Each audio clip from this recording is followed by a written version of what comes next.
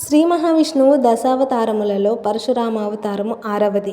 త్రేతాయుగం ఆరంభంలో జరిగింది. అధికార బలమదాంధులైన క్షత్రులను శిక్షించిన అవతారం ఇది.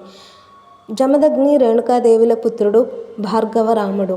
పరశు అంటే గొడ్డలి అని అర్థం. శివుని వద్ద అస్త్రవిద్యలను అభ్యసించి అజేయ పరాక్రమవంతుడై ఆయన నుండి అఖండ పరశువు పొంది పరశురాముడు అయ్యాడు.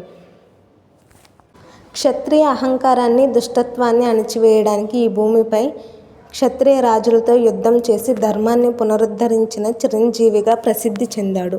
బ్రాహ్మణ కుటుంబంలో పుట్టిన యుద్ధ విద్యలలో నైపుణ్యం కలిగి ఉండటం వల్ల అతన్ని బ్రహ్మక్షత్రియ అని పిలుస్తారు. కార్తవీర్యార్జునుడు తన తండ్రి జమదగ్ని మహర్షిని చంపి కామధేనువును అపహరించినందుకు పరశురాముడు కోపంతో 21 తరాల పాటు క్షత్రియ రాజులను నాశనం చేశాడు. పరశురాముడు చిరంజీవి, కల్కి అవతారానికి గురువుగా ఉంటాడని పురాణాలు చెబుతున్నాయి. భీష్ముడు, ద్రోణాచార్యుడు మరియు కర్ణుడు పరశురాముని వద్దే ఆయుధ విద్యలను అభ్యసించారు.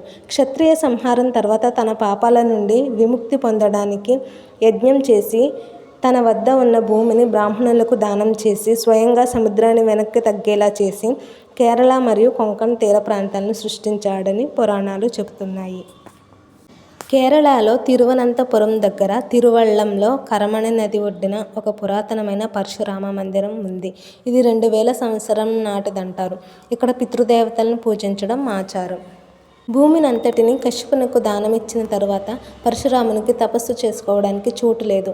ఆయన తన పరశువును సముద్రంలోకి విసిరేయగా ఆయనపై గౌరవంతో అంతవరకు సముద్రుడు వెనుకకు తగ్గాడు. అలా వెలువడిన భూభాగమే నేటి కేరళ అని నమ్మిక. ఇలా వెలువడిన భూభాగంలో 7 ప్రదేశాలను పరశురామ క్షేత్రాలు అని అంటారు.